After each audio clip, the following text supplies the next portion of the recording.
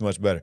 Well, welcome, everybody. Live chat is already going crazy. I'm loving this, man. We got California, West Virginia, South Carolina, Ontario, Canada, Florida, Georgia. There's just a few they that all I've want in. They all want to know the big picture. They are tired of being lied to. Yes. They are tired of being kept asleep. They are awake. We're on the same bus that we're on because we're sick of it too. Sick of it. And we're going to sick of it. And we're going to cover some stuff tonight, y'all. But before we do, I want to remind you that we are here every Monday night, and go ahead and put it on your calendar. Make it a regular thing that you do. Why not? I know you can watch the replay, but there's nothing like being live. Come on, every you Monday want to chat with our friends, don't you? Hello, Renee Cannon. I just saw my friend Sue and Monica. Monica, what's up, Monica? From Big. My name was going to be Monica. I don't think we talked about that. It was. We've talked about it to Monica. Mm-hmm. It's a little weird. It is weird. But my mom, she wanted to name me Monica because of General Hospital. Oh, I never knew this part of the story. Yes, the soap opera General Hospital. Oh, my goodness. I remember Monica. But she was taken advantage of by my dad and my Aunt Linda, if you're out there listening. Yep.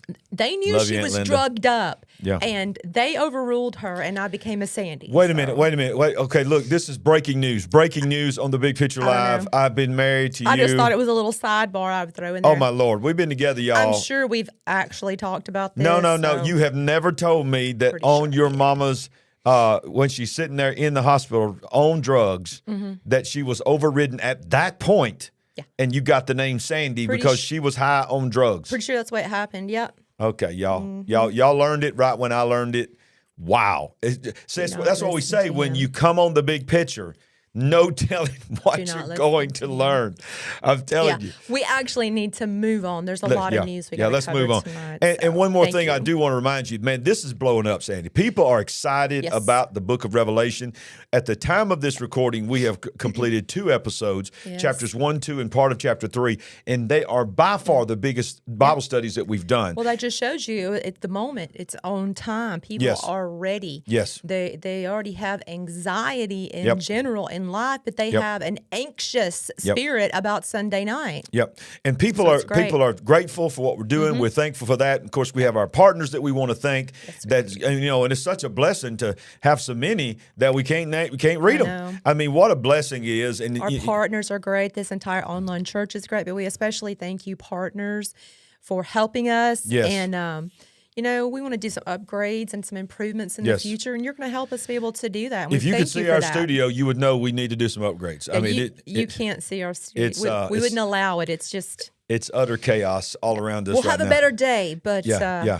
And one last thing, Sam, before we get into the news, and this only happens once a month, so it's a big deal. Tomorrow, if you're watching this live, is the Kingdom Intelligence Report with none other than Pastor Paul Begley. Oh, and my goodness. So he comes in every month. It's our biggest show of the month. Of course, everybody on here knows Pastor Paul, and he is fresh off coming back from the Holy Land. I was going to say, you don't want to miss this one, okay? Absolutely. This will be an episode that you do not want to miss. Yes. Both of these guys are fresh back from the Holy Land. And you put us together, we're just... Well, y'all are crazy anyway. I mean, we're the sons of thunder. But, man, we are just so... we're still gleaning from that trip and from that experience. And I don't know... I'm going to say this quickly so we can move on, but... Delane, our friend, sent a video earlier, a couple hours ago. Oh, yeah. About it breaking out in the upper room in Jerusalem. And I'm just going to go ahead and say it. I think I started it. Because if y'all watched our video, I got a video here called "They Said I Couldn't Do It, But I Did It Anyway." This guy, it's him. He's responsible. So listen, they're all quiet and reserved in the upper room now, outlawed music basically.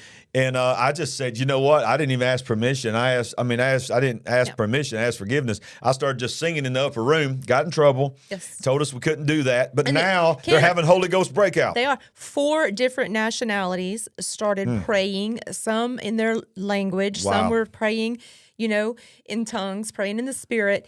And it was amazing. Wow! I'll probably do a little short video and show that. So I think it'd be a good episode. Great. All right, we're coming back with the breaking news. We're going to talk about a lot of stuff tonight. Right after this.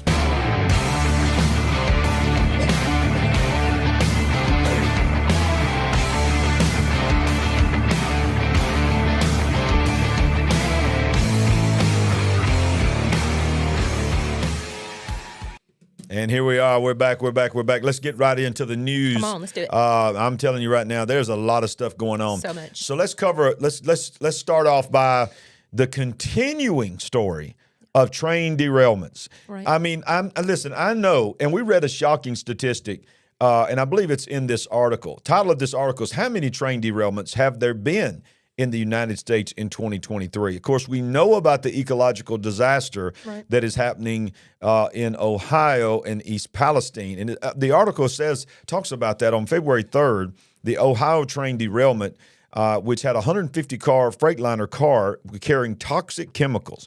And we won't go ahead and rehash this because most people know about this right now. And, so there is this statement that's going out right now about that particular one, calling it our Chernobyl. And some people are even saying worse than Chernobyl, because it is not being reported on just how dangerous this is. And we're going to get into that in just another article. We don't know all the facts, but I would surmise that these people have had a great injustice done towards them. Absolutely. And we, the public, the rest of the country, we still do not get the true, accurate, full story of what has happened and what is continuing to happen. Yeah. Now, what you said earlier about stats, I believe you read to me that there are about 1,000. Well, let's look at it right here. It's on this article. It's in this article. And before we get to that stat, let's read this right here. It says East Palestine is just one of more than a dozen rail accidents reported to have already taken place in 2023. And then it goes on to say that some of them have toxic chemicals in it. But what you're talking about, I believe, is all the way down here, which was a shocking number to us. This was overall just U.S.? Here it is right here. The Bureau of Transportation Statistics, this is United States, records 54,539 train derailments between 1990 and 2021, and that was the last of the statistics. That's an average of 1,704 per year. You're talking, who knew? You're talking 30 years for the total. Yes, 30 years, yeah. Okay, and that seems like an extremely high number. But even the 1,700 per year seems crazy to me. Seems crazy to me. I mean, really crazy. But here's the thing. The reason why we're hearing about it now is because of the danger that is happening in this particular one that we're talking about. Do you think that they're wanting to get those numbers out there now to try to diminish I think so. this particular accident? I think it's because they're trying to make it sound like, why are y'all so upset about this? Because this happens all the time. Let me tell you something, ladies and gentlemen. I know what I just read. This does not happen all the time. No. This does not happen. Let's drill down into this and go into more specifics. This story will go on to talk about at least 9 toxins let's put that article up here.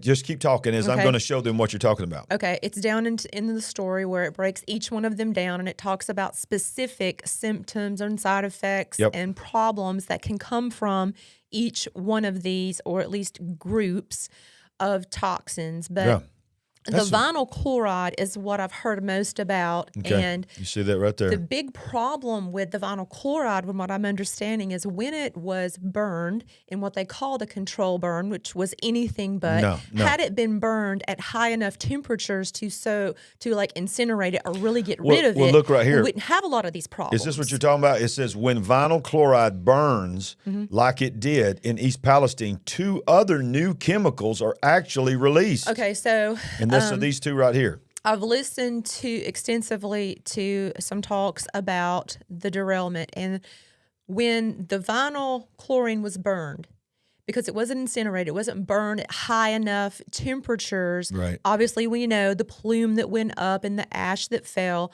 Well, it created dioxins, which are very toxic. They're very dangerous. And so not just to inhale these, it's even worse than inhaling the dioxin is when it falls to the soil or it falls on grazing animals or fish that are going to be eaten later. And so it's not the inhalation, it's the ingestion of these animals later that causes the greatest risk to the humans. Okay. Is that why they are calling this a Chernobyl effect? Because it's going to have so many long-term effects? Because right now, we're such a quick society. We just read something on the news and then we move on. If nobody's talking about it anymore, we assume it's over. But for these people, you're saying what you have studied and learned and what these articles that we are reading is saying, this is going to affect these people for generations. Not just these people. Their town is ruined. Some people think that the entire place needs to be bulldozed over because the ground will not be able to grow crops, not just for decades, but possible centuries. The soil is ruined. It's done. Who's going to buy the homes? Yeah. You want to leave? You want to get out? Yeah. You have no resale value. Yeah. You are essentially stuck. Who's going to buy a house in East Palestine? Who's going to buy the house? Norfolk Southern supposedly wanted to try to help these people out with a one-time cash payment early on. I think most of them had enough wisdom to not accept it, but had they done that, that may have forfeited them from something in the future. But they have a real problem. They need to leave this town. They're staying there is making them sicker and sicker. But what's happening, and we want to cover one other quick thing on this story because we got others to cover. But here's the thing, Sandy.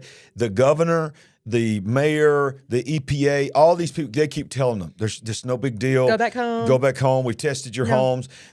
Watched, but this is amazing to me, y'all. And y'all need to find this video because I saw this. They interviewed the director of the EPA when this first started, and they said, would you drink the water in East Palestine? Would you let your children play in the creeks of East Palestine? He said, of course it would. Of course it would. 2 weeks later, he's at a press conference, and they asked the same EPA director the same question. And he said, no, I would not let my children. I couldn't believe he at least admitted it. He goes, we have toxins in the water, and I would not let my children. I have an 8-year-old. I would not let my children. Well, here's the thing. If you are in Washington, D.C., and you can't fathom the thought of letting your 8-year-old child go to another state and play in the water there, then you need to stop telling these people that everything's okay. But one other quick thing I want to say about this, Andy, is you sent this to me.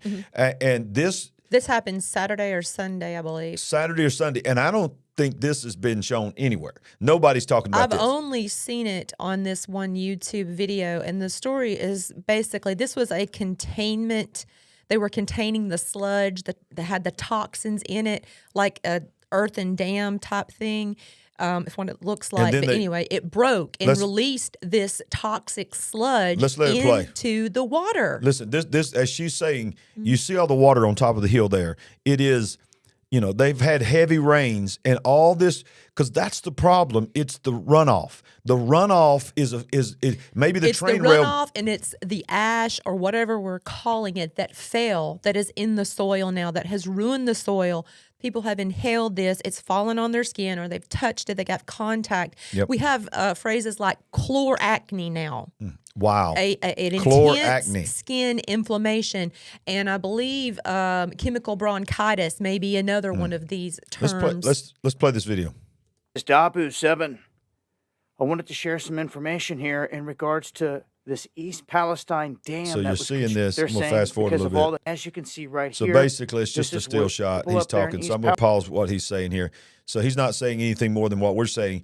But this was a temporary dam that was built to contain the runoff. The runoff has breached.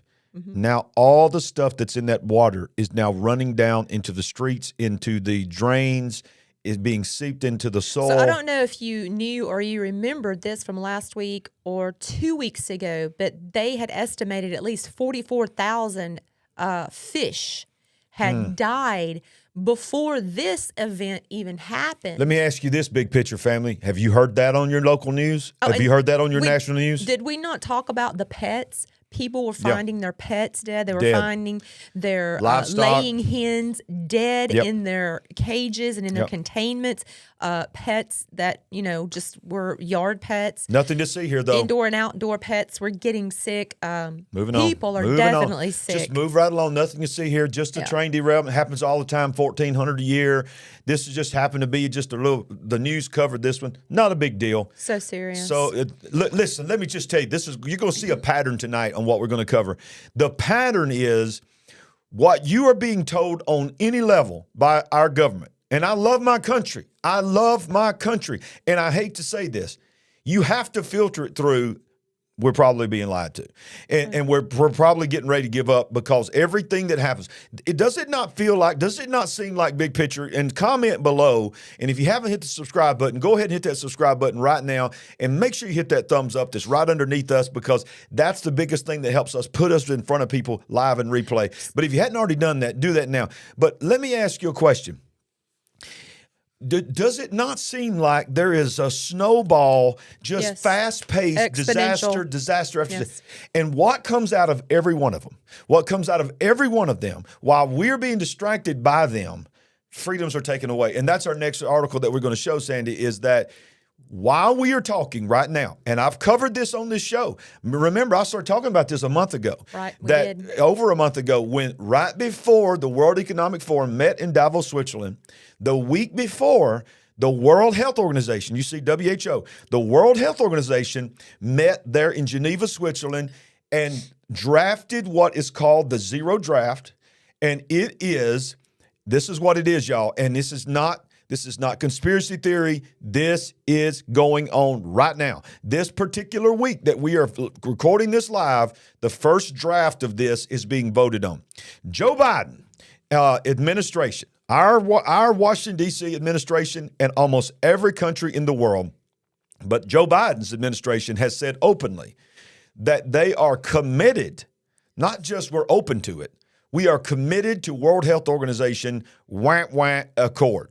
President Joe Biden, envoy to the World Health Organization, negotiations on the creation of an international agreement on, there it is, the assured the global body in remarks on Monday that under Biden, America is committed to the Accord and hopes it will govern such emergencies for, I want you to see that, generations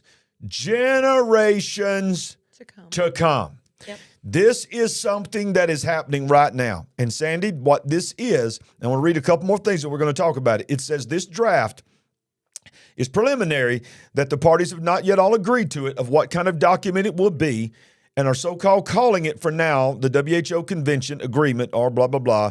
And it says that leaders have attempted to establish agreement among the dozens of state parties, all the way starting back in 2021, right when we were in the middle of something.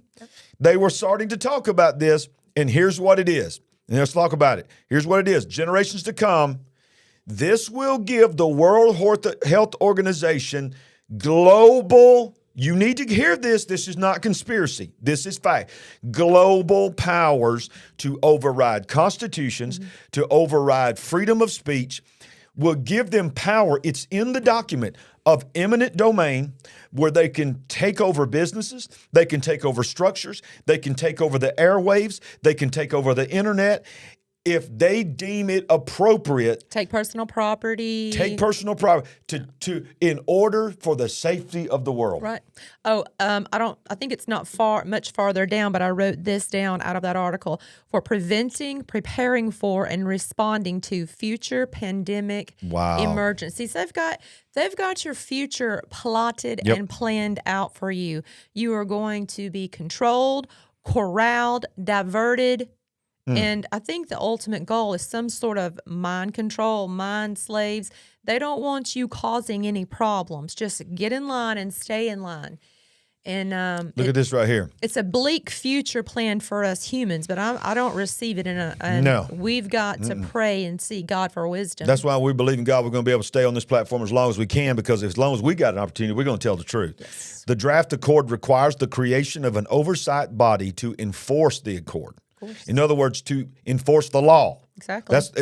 Basically police. And that's so global vanilla. Police. That's so vanilla and so kind of sounds a little safe, but really and truly, I think the ultimate goal is what you just said, to police if necessary, and they will probably deem it necessary. Yeah. Look at this. This is just mind-boggling, y'all. This is mind-boggling. I want to read this one right here. It says, It says the Biden administration's stance as pursuing the establishment of this agreement, quote, establishes sustainable financing, governance, and accountability to ultimately break the cycle of panic and neglect. Do you see what the wording is? So dystopian. The wording is so things like you see in a movie, like 1984. It makes it's no you longer think of every one of the movies. They're always walking around dirty and hungry because, like you said, it's a dystopian society that they live in. So they're scared. Your head's down. You're fleeing. You're trying to be a good citizen because you know what happens if you're not. But like you said, just the dystopian storyline. Unbelievable. And it's like so many things that we need to sustain the life that we have is being taken away from us. You know, this whole thing, let me just tell you something. You may love your electric car. I'm not coming against you about your electric car, but you are being sold a bill of goods. These electric cars is the stupidest thing that has ever happened to humanity. It will solve nothing. It is all being planned. And I'm going to show you what some of the car companies are planning for your electric cars.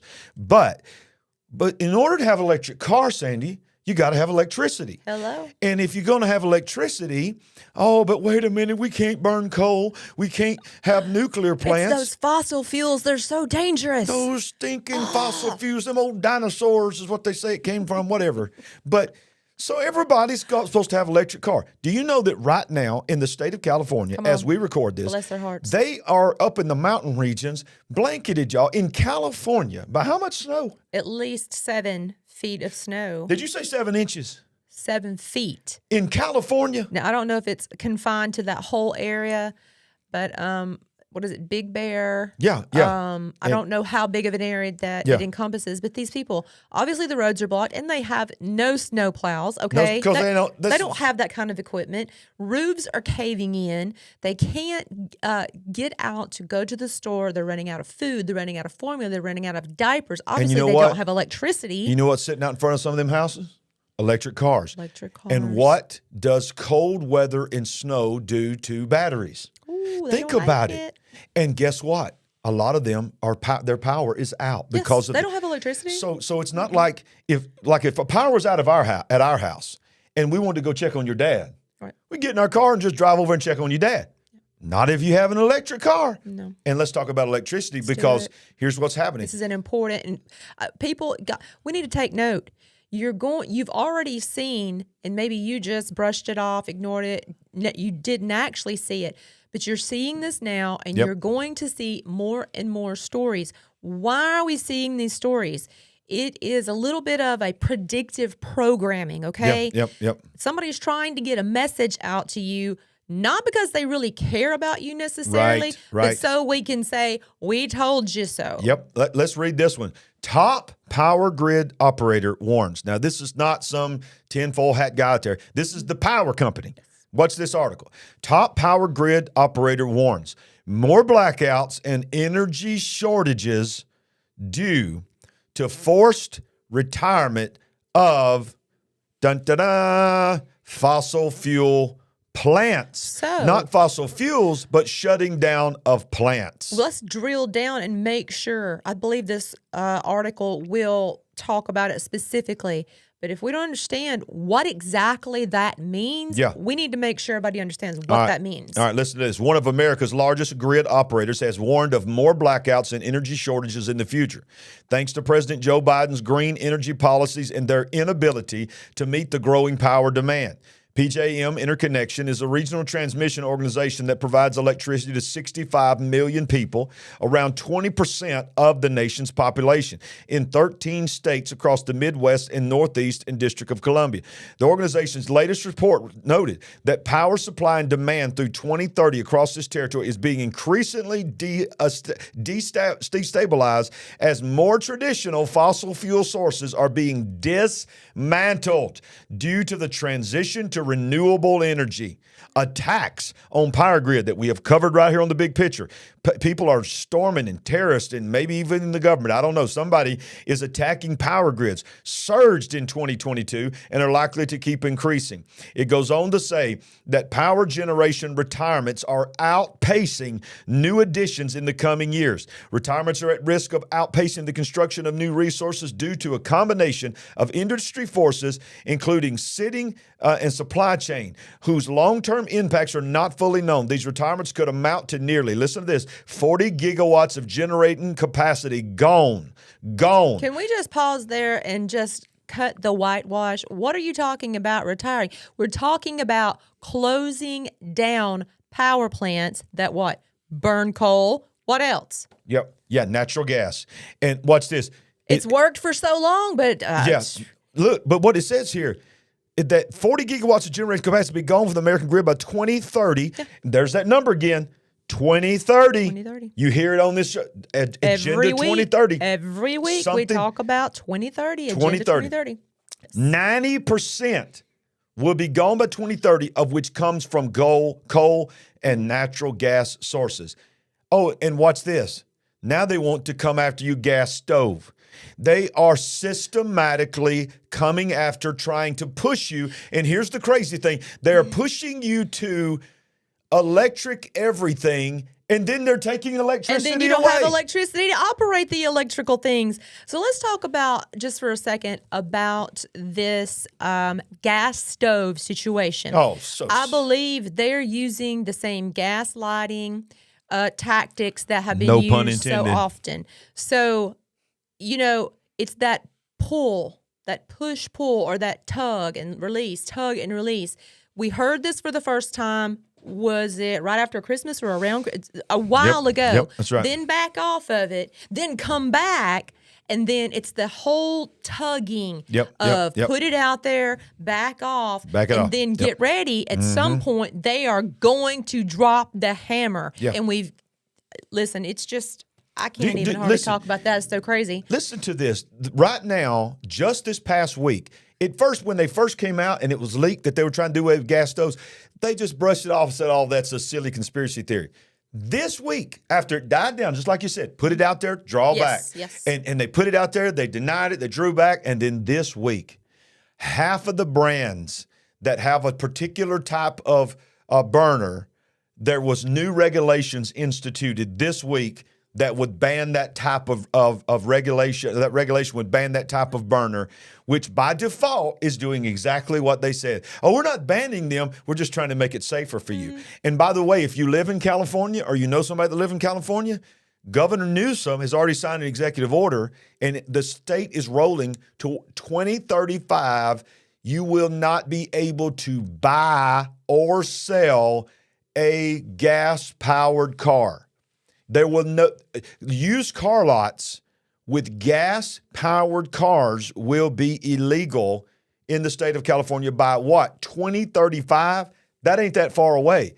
And then they're shutting down plants and they're taking energy away from you. California has rolling blackouts all the time. Good comment, Monica. What did she say? Talking about visiting her parents for 9 days and they were out of power for almost the entire time. Oh my goodness! And how can you charge your car? So and even keep your food cold in the fridge. Great point. We're not talking about 15-minute cities at this moment, but I'm just going to do a little tag on to this story. Yep. Hey. Wow. If I can't have my own car unless it's an electric car, which I really can't afford, and it's going to be hard for me to keep it charged up. Yep.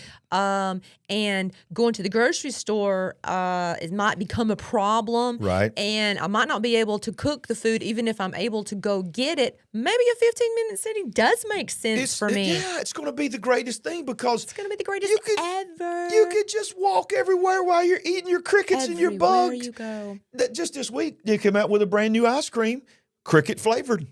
Some dude is already grinding up crickets, turning it into ice cream. Okay, they're getting ready to eat bugs, y'all, in the 15 minutes. So upset about the crickets and being put in the food source now. But how long has it been since the Impossible Whopper or burger came out? Yeah.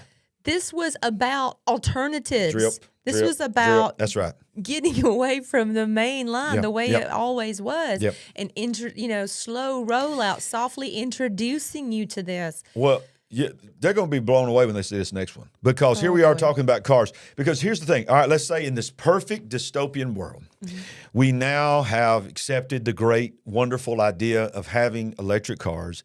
We are doing everything we've been told by the voices and the influencers to do. And we've now got our brand new car. We love it. It's got leather. It's tricked out. And it even drives itself because self-driving cars are a real thing.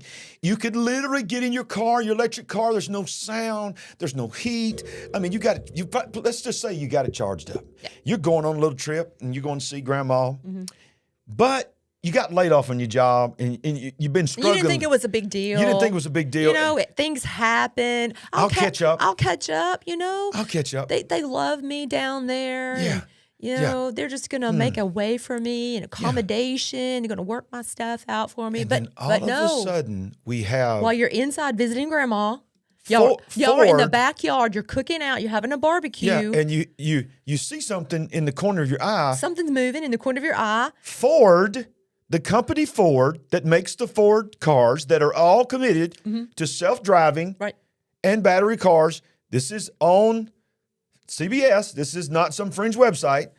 They have issued a patent. Yes. They want a patent on self-driving cars. Read that to me because I can't even say it. Cars to... repossess themselves. So if you're at grandma's doing a barbecue and you see something moving out of the corner of your eye, it might be your car driving itself back to the bank who financed it. Ford has some interesting ideas of what self-driving cars might soon be able to do. Don't you think when I read this that this is, oh, that's just silly. No, they would not apply for a patent, this is my opinion, if they don't already have this ability. Come on. They keep trying to say, well, we don't have that ability, and we probably won't ever use it, but we want to beat anybody to it if we do. Please, you already know how to do this. Listen, some of the smaller, like local mom and pop type car lots, have they not had a lockdown system for years? Yeah. Oh, yeah. If you don't pay your car payment, if you pay to the actual place where you bought it, have they not had a system to stop your car and from moving so they can come and repossess it? Some of the newer ones, but only just a few of the newer ones. But if we're going to all have to have the same kind of car, then they're all going to have this technology. I'm going to tell you what, if you got an old beat up F-150 V8, you better hide that thing, dig you an underground bunker. That'd be worth a lot of money one day. But this does go way farther than that. This thing's going to drive itself back. But not only that, watch how they're going to torment you into paying the payments. This is insane, y'all. Ford has interesting ideas of what self-driving cars might be able to do. Besides freeing us up from the tedium of commuting, the company envisions cars that could repossess themselves. According to a document recently published on the United States Patent and Trademark Office website, Ford said it is considering a system that would allow a car to, on its own, leave you if you stop making your monthly auto payments. This is from CBSNews.com, y'all. Don't worry, though. The patent hasn't been approved yet, and Ford insists it's only a thought. But, quote, we don't have any plans to deploy this, Ford said in a statement, pointing out that the company was granted blah, blah, blah, so many patents. Company and patents go. But here's what you got to hear. On the 14-page application, it's just an idea, but it's 14 pages of detailed information filled with ideas for getting people to pay up may be more patentable than others before getting to the point where the car would simply drive itself away. Watch this. This is in the patent. Delinquent payers would be subject to a litany of annoyances. First, badgering messages on owners' smartphones and even the screens inside the car. These messages would demand at least an acknowledgement or better yet, on-the-spot payment. If the owner persists in ignoring these messages, the vehicle would, in the words of the Ford patent application, quote, initiate execution of multi-step repossession procedure. This is a movie, y'all. This is a movie I've seen. Okay, step one involves making the owner pay in other ways. Features like the air conditioning, cruise control, or the radio might stop working, which is already possible in many vehicles. If that doesn't work, the vehicle could become proactively irritating. The stereo would be programmed to emit an incessant and unpleasant sound every time the owner is present in the vehicle. There would just be one way to turn off the noise, which would, of course, involve making contact with the lending institution and making your delinquent Look, we laugh. payment. But this is very serious. People are being pushed. They have the hands around their neck, tightening all the time. This is insane. And they're going to react to this. So just tag on to this story. When they wanted to put smart meters on our homes for our electricity, guess what? that gives them a lot of similar benefits as this, but the biggest thing it does is removes the human component, that compassionate person that might have been on the other side of the phone when you called to try to make an arrangement or work something out. No longer, or at some point, that person is not going to be there. It's going to be AI making the decisions, and we've helped them to do it. We've helped them to do it, and it takes away accountability, because right here in Birmingham, Alabama, we had a big to-do with our waterworks company down there that was using that technology, and they overestimated the use. So in other words, if nobody's coming out to look at the actual meter, you can make that meter say whatever you want to make it say. And if you want to say, hey, you know what, this church down here has been preaching stuff that we don't like, and somebody in government says, you know what, maybe we can't kick them out, but we can affect their power bill, we can affect their power meter, we can affect their water meter, and we can cause their bills to go through the roof where they can't afford it and shut them down.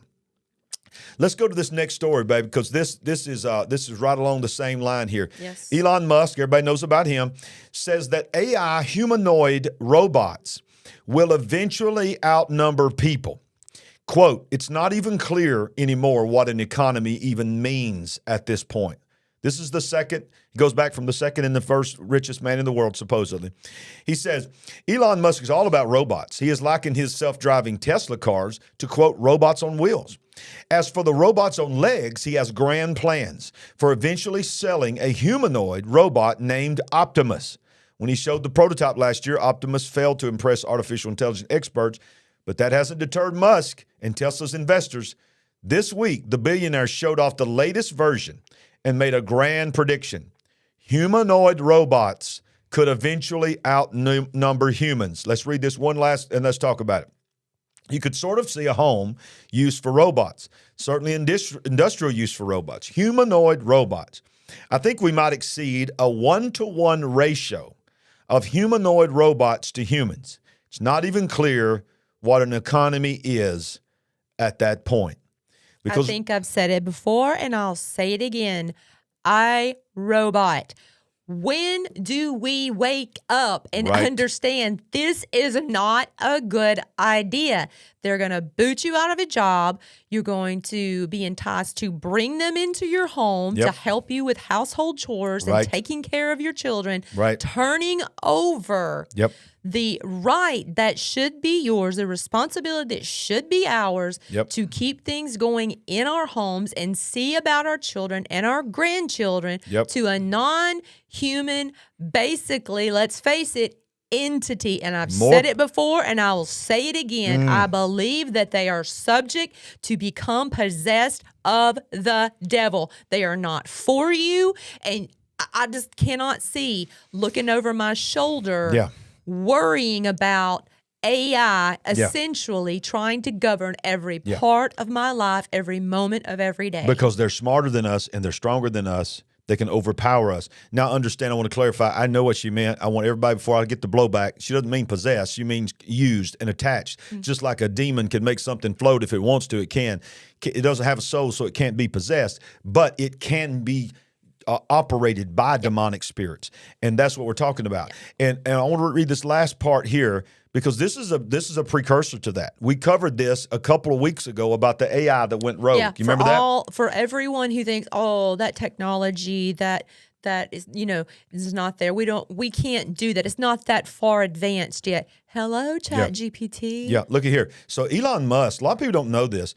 Look what Elon Musk said about ChatGPT, which is the online AI now that I've used it and it's really crazy. But the one we're talking about 2 weeks ago was the Bing one.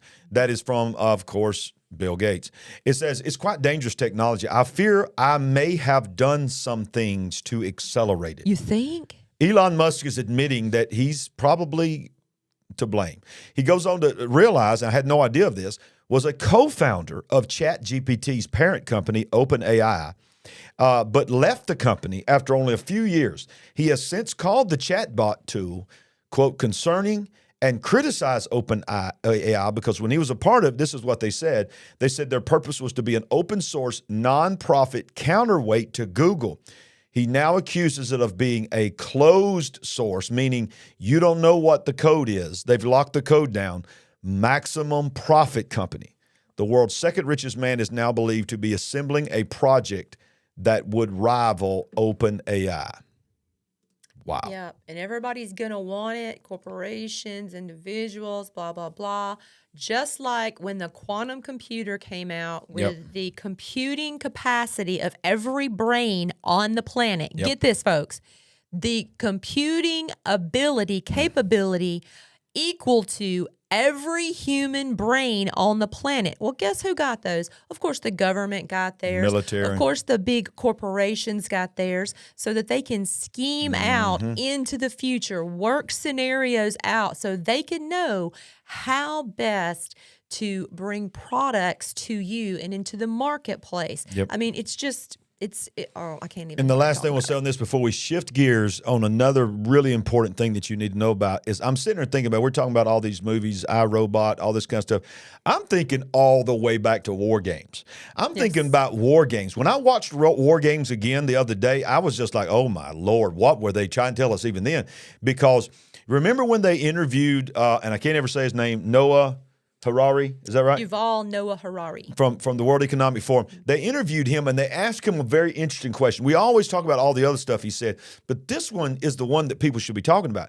Because when he's telling about all these things that when they hack the human brain and they're able to have robots to take all these mundane duties and all this stuff, they said, well, what are we going to do with all the humans? And how will we keep them busy? And he said, drugs and video games. He Put your VR goggles on, folks. We're going to keep you busy. So I started thinking about war games. Here's a kid way back then when you had to put the phone down. And it was dial-up sound and all this. But he's playing a game, a little few dots on the screen. And who was running the show back even then? Early 80s. Supercomputer. The computer was making the decisions. The supercomputer. Somebody in the chat's going to remember the name of that computer. I can't remember it. But yeah, it was running the show. And it was like, it was just like 2001. We were talking about, I cannot do that, Dave. I cannot do that. So they start trying to tell him, this is a game. This is a game. You know what the computer said? The computer said, I was not programmed to lose. I have to win. So they had to figure out a way. So why can't we apply that to now? Yeah, exactly. And then I think about what's that other movie that we just watched not long ago that came out that was the virtual reality movie. What was that called? Ready Player One? Yeah. What was it called? Ready Player One? Ready Player One. You seen that movie? That was actually a pretty good movie as far as a good movie. But my God, that's the world we're living in right now. Here's something else that's in the world we're living right now. The Bible tells us, Sandy, to always keep your eyes on Israel. Always watch Israel. And it's, Israel is the center of God's eye. Israel is where the Battle of Armageddon is going to happen. Israel is where it's all going to go down. And there's a lot of stuff going on in Israel right now with on the ground there. We saw it when we were there. There was protests, hundreds of thousands of people protesting. Netanyahu is you love him or hate him. There's not many like him, and he's the longest serving prime minister in the history of the nation of Israel. And I want to read this because this is something that people that are awake need to know. This could launch the nuclear war, the World War III. Ukraine and Russia is one thing, but when you start messing with Israel, that's when you start messing with things. Watch this. Netanyahu slams the IAEA chief for saying at the United Nations, any attack on a nuclear facility is now outlawed. I want you to understand what it's saying. They made it vague, saying we have determined it to be globally illegal. Well, let me just read it. Prime Minister says remarks are unworthy of Rafael Grossi, vows Israel will protect itself against any oppressors like Purim villain Haman in the Bible, because they're getting ready to come up on Purim. And says, Prime Minister Benjamin Netanyahu on Sunday slammed International Atomic Energy Association chief Rafael Grossi for comments he made against a possible Israeli strike on an Iranian nuclear facility, not a power facility, a facility to make a nuclear bomb to wipe them out. Grossi, who had just returned from a visit to Tehran, said on Saturday that, quote, any military attack on a nuclear facility is outlawed. It is out of the normative structures that we will abide by. When asked by a reporter about threats from the United States and Israel to attack Iran if negotiations to curb its nuclear program is unsuccessful, Grossi is a worthy person who made an unworthy remark, Netanyahu said in a response in a weekly cabinet meeting. Outlawed by what law? Is Iran, which publicly calls for our extermination, allowed to protect its weapons of destruction that will slaughter us? Are we forbidden to defend ourselves? Of course we are allowed, and of course we are doing this. Nothing will prevent us from protecting our country and preventing oppressors from destroying the Jewish state. And he goes on to say that, now you noted the Jewish festival of Purim, set to take place this week, when 2,500 years ago, a certain persecutor arose in Persia that wanted to exterminate the Jews. Quote, they did not succeed then and they will not succeed today, referencing the efforts of Haman, the villain of the Bible's book of Esther. I'm telling you, Sandy, we felt the tensions while we were there. Yes. We could feel it. There was talk about it while we were there. There were terrorist attacks. There was, right when we were in New York, I believe, getting ready to go, there was the drone attack that happened there. Yes. I'm telling you, things are heating up in Israel. Yes, they are. And it's 1,000 wonders to me how the ones in the city in Jerusalem have charted a path to be able to live amongst each other. Absolutely. You know, I think a lot of them are shop owners and business owners, and they just want to provide for their families the way that the rest of us do. We interact with so many Palestinians while we were there. Absolutely. So many Arabs there, and they were very nice and very kind. Very nice. And you can see that they have peace between each other, but there's the bad actor that will slide in there every once in a while. But I want to mention that one day that we were on the bus, do you remember seeing that sign that was pointing to a Palestinian village? And you want to talk about, people never say that's happening in the nation of Israel. We're driving through Israel to go see another site, and there's a giant sign pointing to this village. And the tour guide pointed out that was a village of the PLO, Palestinian Liberation Authority. Yes, and giant sign says, no one with Israeli citizenship is allowed beyond this point. Warning, do not cross this line if you are from Israeli descent. I mean, you're talking about segregation. You talk about racism within their own country, are saying, if you come in here, we can't guarantee your life. That's the tensions that there are in some places. But when you get into the city, the people that are living there, the conditions in Israel are much better than the conditions of some of the bordering countries that they would have had to live in. They want peace too. But these neighboring countries that are possessed of the devil, that's always wanted to take out Israel, they are ramping up. And Sandy, the Bible tells us that's going to happen. Absolutely. And that's not all. We are in a world right now. Let's go to this article. We talked about this earlier. You and I were really talking about this.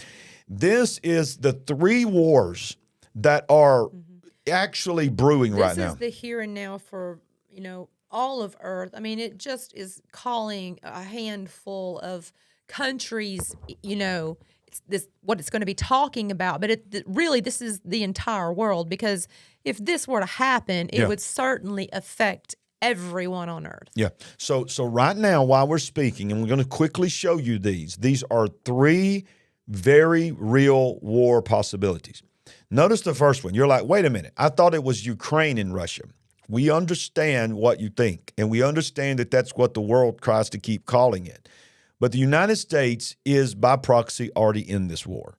NATO is on the ground. We have troops on the ground. And by the way, I got to be careful on that, because I just realized today that YouTube just put out any derogatory statement against the war in Ukraine, and that you believe the outcome is going to happen will get you a strike. So we got to be careful what we say. I just remembered that. It came out this way. I got the update. You can't be critical of the war there in Ukraine on this platform. And that in and of itself is crazy. It's crazy. You can't, in America, you can't criticize a war. What? Okay, but the conflict in Ukraine has evolved into a full-blown proxy war between the United States, NATO, and Russia. And I don't know if this one's going to survive or not, so y'all better be thankful that you're on here live. Russian authorities have made it very clear that they believe who the real enemy is, the United States. And U.S. officials are not even trying to hide the reality of the situation any longer. Our politicians in Washington keep telling us that we are in it to win it. Have you heard that? I've heard that. I've heard politicians on the Senate floor say we are in it to win it. It sounds like I'm envisioning pom-poms and cheerleaders standing. Yeah. Really? Yeah. Come on. The Biden administration's newest military aid package for Ukraine on Friday was worth another $400 million. and mainly consisting of ammunition and the weapons that it already provided.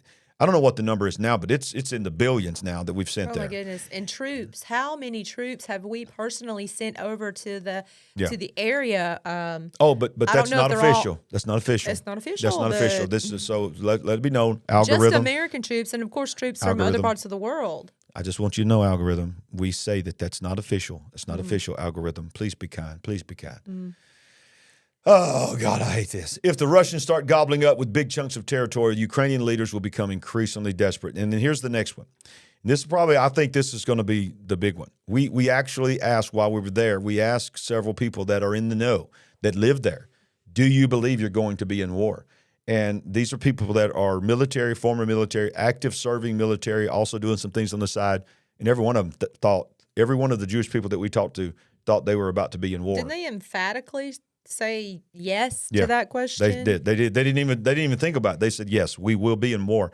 And so they're already preparing themselves mentally as Jewish people to be in a war. And that war is probably going to be not just Iran, but it's going to be many of the neighbors are going to join forces.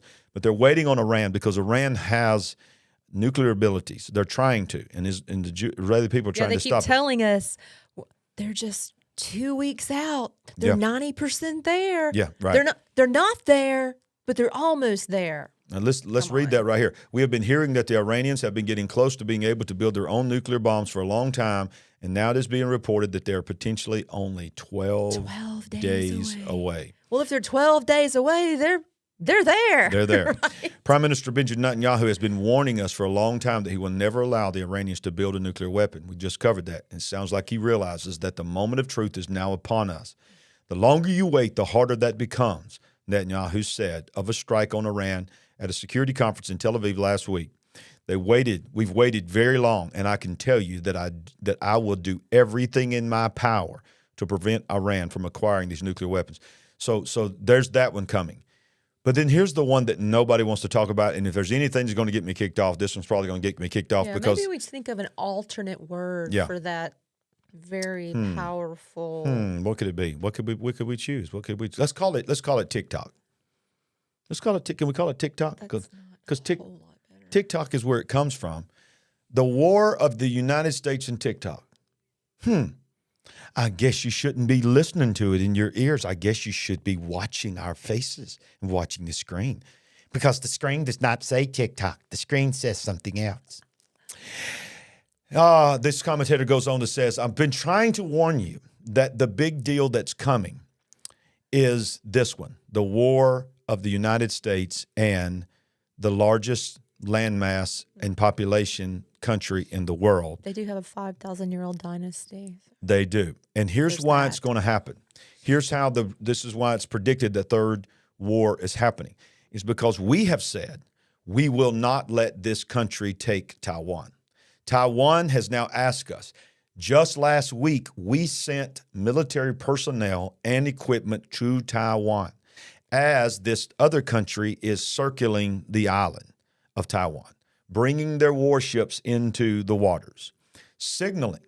And they have said, and as we have covered on the big picture, our own generals have told their underlings that they believe by 2025 we will be in a conflict with this nation. Well, they're already making statements right now. If you do this, if you come into this theater, if you bring troops over, basically, essentially, you're asking for it and you're going to get it. Right. And I'll be honest with you.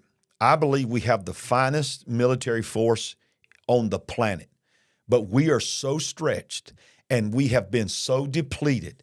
And quite frankly, if I could just go ahead and say it, we have become so stinking woke that we are worried about making sure we are providing money on military benefits for people to change their gender and all this other stuff instead of militarily preparing our soldiers for war. The military is not a humanitarian thing. It is not to be culturally woke. It is to tear down things. What was it Rush Limbaugh used to say? Break things and kill people. And people didn't destroy things and kill people. People don't like to hear that, but that's what our military is for. Not just to go out and do that, but to do that to protect your nation. We haven't touched on this, but I think in the future that we need to find a tactful way of doing it at the highest levels. And these are reports that I'm hearing. God is being removed, and certainly worship of God and Christianity.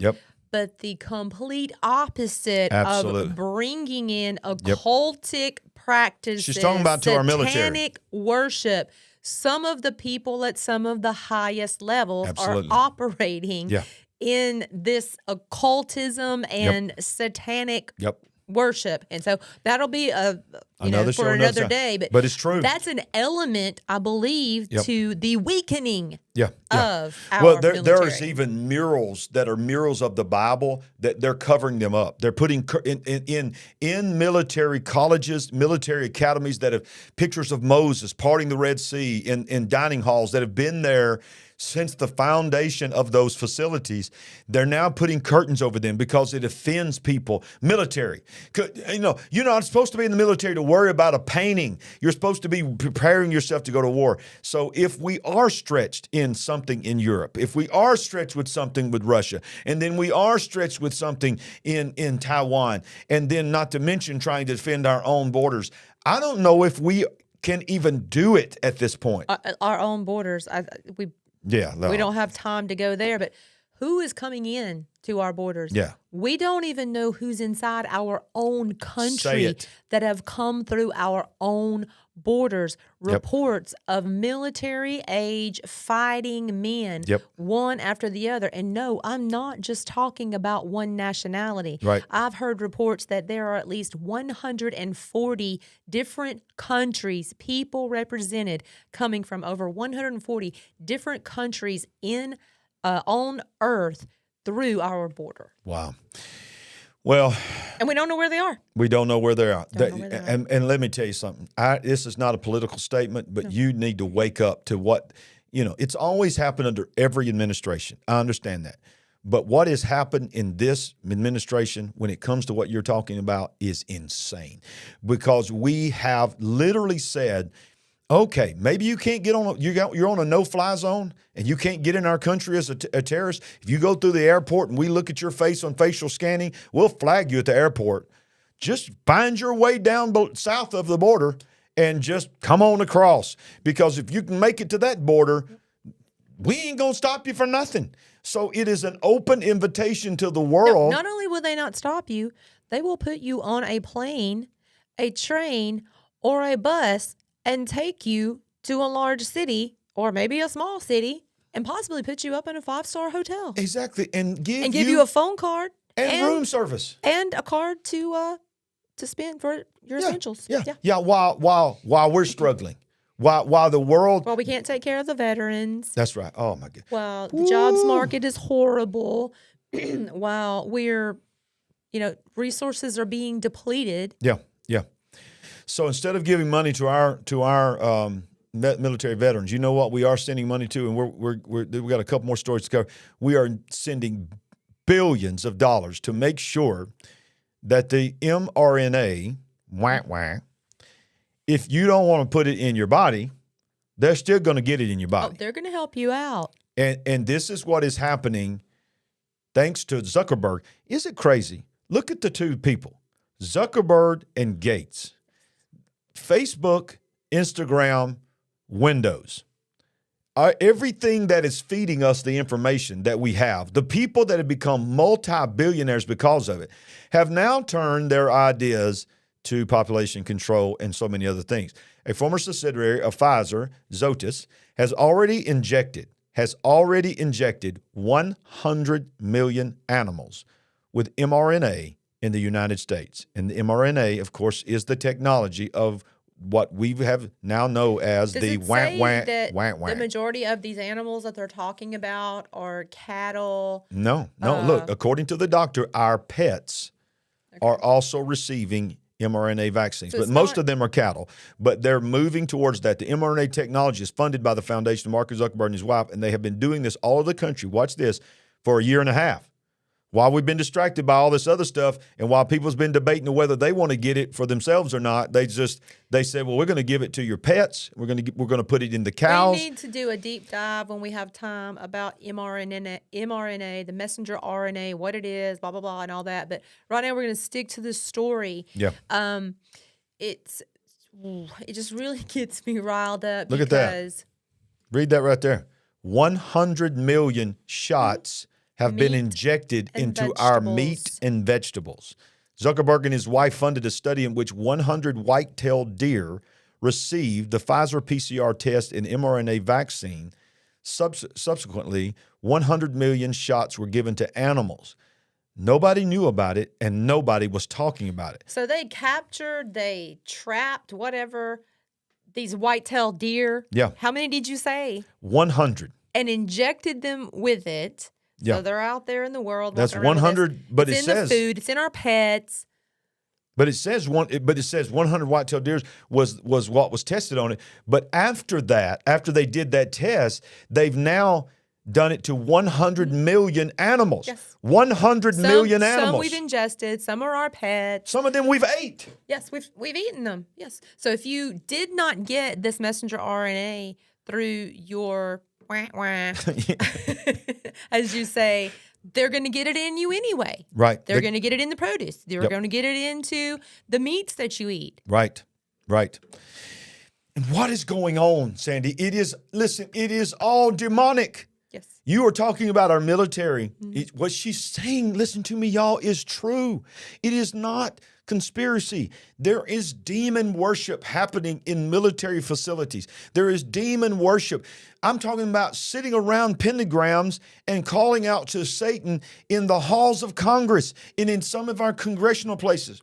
But you know what? The biggest thing they have come after right now, the biggest thing the devil has come after, because he knows this is the key, is our children. Think about what's happening with the drag queens, with the story hour. We got pastors in Canada right now that are still in jail. This one pastor went to a library to protest a drag queen read time. He's standing in the back saying, listen, and I love what he said, because we are, as Christians, we know the whole drag scene and all of that is not God's design, and we can go down into sin and that kind of teaching, all this. This is what he said.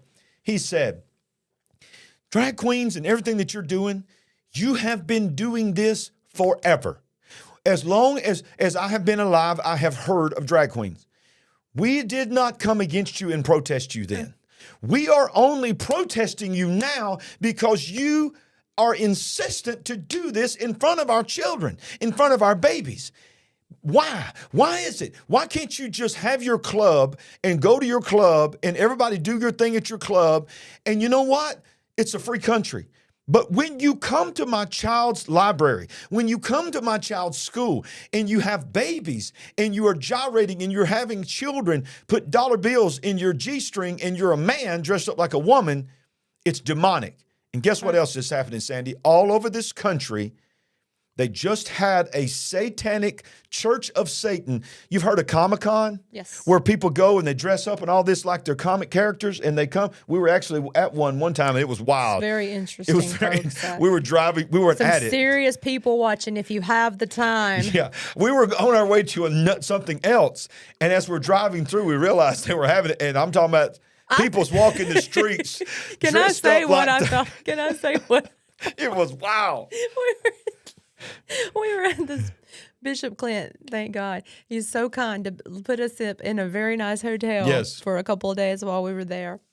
And so we were driving up to the entrance, and I thought that they had let prostitutes come on the premises because they were very skimpily dressed in their costumes. Heels that high. Right outside the door.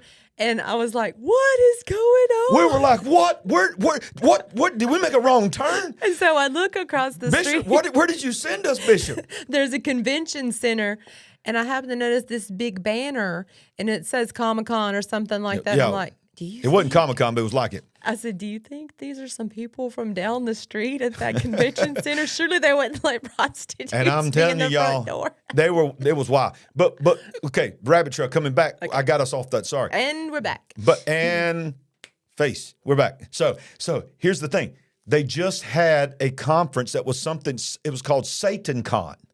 SatanCon, and it was like Comic-Con, but it was all the people that want to come and dress up like demons and learn how to worship the devil. And this is the Baphomet. And the on this Baphomet. picture, And yes. it was sold out on day one. It sold out on day one. Well, the love of Halloween that we have, ought to tell you that is something Think about about it. that. If we had a conference called Jesus Con, where we all came together and we all tried to figure out the better way to worship Jesus. And we're dressed as Jesus and the disciples. Yeah. We would be mocked, we would be ridiculed, and it wouldn't sell out on day one. No. Because people would try to think we're stupid. Day one. But guess what else is happening, y'all, that's blowing up? Parents, wake up. This is our last thing, and then we'll be done with the show tonight. Parents need to wake up. Advocates sound alarm about Satanist after-school clubs sprouting up all across the country. Not just isolated. And these are happening on school premises. School premises. Watch this. The Satanic Temple made headlines in 2022 for fighting for the right to create after-school clubs for students and has recently been launching new groups across the country, raising concerns for religious advocates about the potential impact, I can't even believe I'm reading this, Satanism may have on the students' perception of faith. After-school Satan Club was approved in December 2022 at a Virginia, not high school, elementary school, provoking many parents who were disturbed by the push to indoctrinate children into Satanism to protest the club. TST has announced the foundation of multiple new clubs in New York, Pennsylvania, Colorado in just the past month. And religious advocates have taken note of the trend, telling the Daily Caller News Foundation that the normalization of Satanism could be detrimental to students later in life. A satanic club is the antithesis of religion. Goes on to say groups like this have free speech rights, but Satanism is not a religion. The fact that there are more of these clubs popping up means kids are searching for something. To believe in. They're seeing all this paranormal and this all this activity going on TV, on the movies, hearing their friends talk about it from different experiences they've had, and they're interested and they want to get in on the action when they do not realize this is just the fake. This is not the original supernatural. You want to have that with God. And this is just a very poor stand-in, and so I'm glad that our state was not mentioned on there, and I hope that... there's somebody down here wanting to do it. I'm sure they are, but I hope that they are prevented from doing it. But this is very concerning, normalizing this. Right. Well, look at this. This is the blue check. This is the authenticated Twitter handle for the Satanic Temple. They tweeted this out. This is the Satanic Temple's tweet. The Chesapeake School Board will vote on 2 policy revisions tonight, putting nonprofit organizations, including the After School Satan Club and the Good News Club, on equal footing for the use of school facilities. Join the live stream at 6:30 p.m. And they have a little graphic here with a pentagram and a Baphomet on it. Chesapeake School Board meeting, hearing of the citizens. Notice what they said. Help us encourage our council board meeting to approve putting the Good News Club and the Satan Club on equal footing. Equal footing. Equal footing. That's how they see us. That's how they see us. Putting on equal footing. You know, when you were mentioning earlier about the elementary school students and about the meetings at the library, I wonder if they would consider having a pastor or a missionary or somebody's Sunday school teacher come and have a share time and give them as much leeway as we give, think about the drag this. queens. The drag queens have their story hour, but when Kirk Cameron started trying to have his story hour, libraries banned him because of separation of church and state, even though it was a public library. The same libraries that allowed drag queens to read their stories tried to ban Kirk Cameron. Thank God he rose up. He wasn't scared. He got on social media and told about it. And some of these libraries reversed their decision. But that's the world we live in, y'all. And that's why we do what we do, Sandy. That is why we get in this room, we get in front of these cameras, we research and we scour as much information as we can. Somebody has to sound the alarm because they want to normalize all of these things, from the gas stoves and the electric cars to drag queens at the elementary school club and the library. And we've got to stand up. We've got to let the people know what is going on, because there needs to be an outcry. Yes, absolutely. And that's why we need your support. That's why we need you to hit that subscribe button. Join us if you want to, and help us by supporting us. $5 a month. It's just your way of saying we're with you. We're in the Big Picture family. We want to help any way we can. We appreciate it. Just click that join button right down below. Join the team. But more than anything, hit that thumbs up. So we see 53 people have hit it. There is so many more than 53 people that's been on here tonight. So if you hadn't already hit that thumbs up that's right down below the screen, do it now, do it now, do it now, because that helps us more than anything.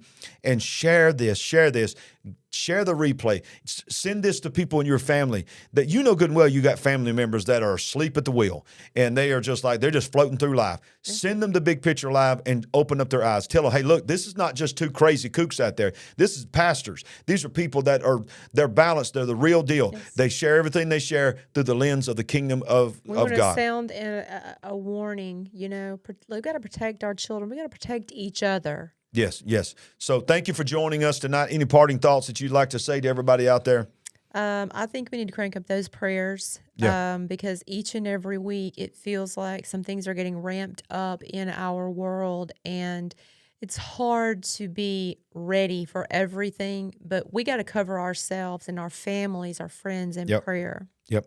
And if each person that watched this will share this, then we will begin to make this a movement. We want to make the Big Picture Live on Monday nights a movement where people all over the world says, if I can't get it anywhere else, I know there's a place where I can go every Monday night and I can get the news. So we thank you and we love you. We support you just like you support us, and we pray for you every day. Yes. Don't forget, tomorrow, if you're watching this live, Kingdom Intelligence Report with Pastor Paul Begley. Let me throw this up here. It will go live at 1 p.m. Central Time, and it is going to be one not to miss. And then, of course, don't forget to be here Sunday night as we break down the world that we're living in the book of Revelation. So we'll see you next time on the Big Picture Live, where we always remind you that no matter what's going on in this world, no matter how we feel in our bodies, no matter what's going on in our life, no matter what day of the week that we're on, we are not woke, but we are certainly awake. God bless.